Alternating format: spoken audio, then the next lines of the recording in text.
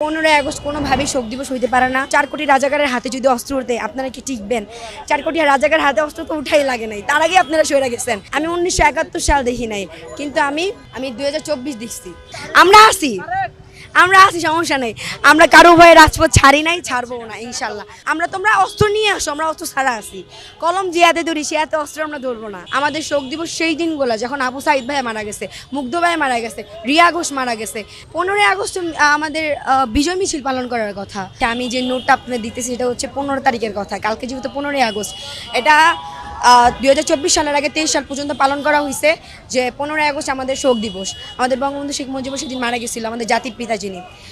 এখন আমি বলবো 15 আগস্ট কোনোভাবেই শোক দিবস হইতে পারে না। শোক দিবসগুলো সেই দিনগুলো ছিল যে নিজের দেশে থাইকা নিজের দেশের মানুষগুলোর মারছে, সেই দিনগুলো যেদিন আমাদের ভাইরা আবু সাইদে বলেন, মুগ্ধ ভাইয়া বলেন, সেগুলো হচ্ছে আমাদের শোক দিবস হইতে পারে। 15 আগস্ট আমাদের শোক দিবস। আর আছে সবচেয়ে বড় কথা হচ্ছে 15 আগস্ট বিভিন্ন আমরা জানি যে আওয়ামী লীগের সব লোকেরা এখনও যায় নাই, বাংলাদেশে আছে, লীগের পোলাপেনও আছে, লুকায় আছে। ওরা বিভিন্নভাবে নোট দেয় আমাদের যে হচ্ছে তুমি পারলে 15 তারিখে রাস্তায় নাইমো, তুমি পারলে 15 তারিখে বাসা থেকে বের হইও, 15 তারিখে সাবধানে থাইকো, বিভিন্নভাবে নোট দিতেছে। আমি তাদের উদ্দেশ্যে একটা কথাই বলবো, যদি তোমরা এই নিউজ দেখে থাকো, আমি এমন মেয়ে না যে আমি তোমাদের ভয়ে ঘরে লুকায় থাকবো এক কোনায়। 4 কোটি রাজাকারের হাতে যদি অস্ত্র উঠে আপনারা কি টিকবেন? 4 কোটি রাজাকার হাতে অস্ত্র তো উঠাই লাগে নাই, তার আগে আপনারা সরে গেছেন। যদি উঠতো তাহলে অবস্থাটা কি হইতো একবার চিন্তা করবেন। আর সবচেয়ে বড় কথা আমি বলবো যে আমাকে সবাই বলছে, যখন আমি শহীদ মিনারে ওই কথাগুলো বলছিলাম শেখ হাসিনার বিরুদ্ধে, তোর জন্য আয়নাগর ফিক্সড, তোর জন্য গুমগর ফিক্সড, সবাই একটা কথা বলছে আমাকে।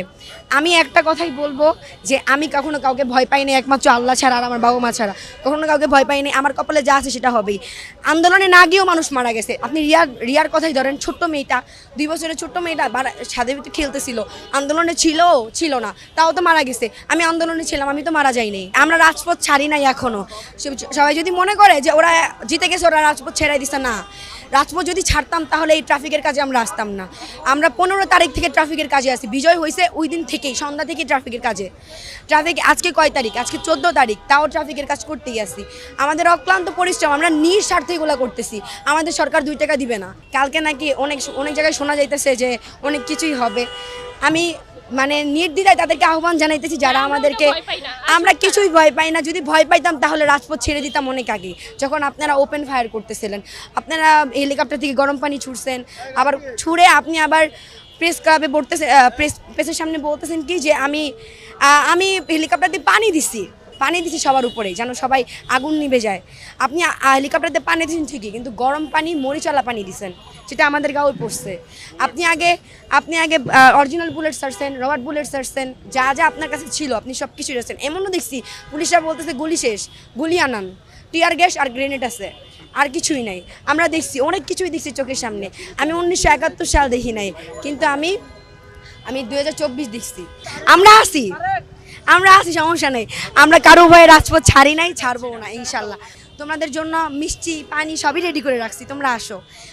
তোমরা অস্ত্র নিয়ে আসো, আমরা অস্ত্র ছাড়া আছি। কলম যে হাতে ধরি সে হাতে অস্ত্র আমরা ধরবো না।